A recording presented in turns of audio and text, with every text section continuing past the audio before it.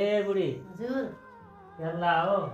ए बसिरहेको आज कति ढिलो आउनुभयो त नि अफिसबाट यस्तै त हो नि के अरे अर्काको जागिरमा गएपछि उनीहरूले जे भन्छन् त्यही गर्नु पर्यो टाइममा अनि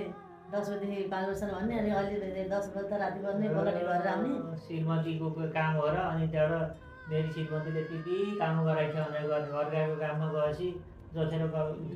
जे भन्छन् त्यति गर्नु परेन आफ्नो समयभित्र काम गर्छ नि आफ्नो व्यवसाय हो र व्यवसाय भनेर त्यतिकै रहनु ढिलो आउनु पनि हुँदैन काम विशेषले गएपछि ढिलो पनि हुन्छ कहिलेकाहीँ अब यसमा बस्दिन पऱ्यो भनेको त मान्नु पऱ्यो एक दिन होइन 2 दिन अर्काको जागिर नगरिकन अर्काको काम नगरिकन अर्कालाई खुसी नबनाइकन अर्कालाई प्रफुल्लित नबनाइकन हामीले जागिर पाइँदैन हामीले तलबसँग पाइन्न हामीले पैसा पाइन्न यस्तै छ अब अफिसमा हामीलाई खुसी पार्नु पऱ्यो घर आएर चाहिँ श्रीमतीलाई खुसी पार्नु के गर्ने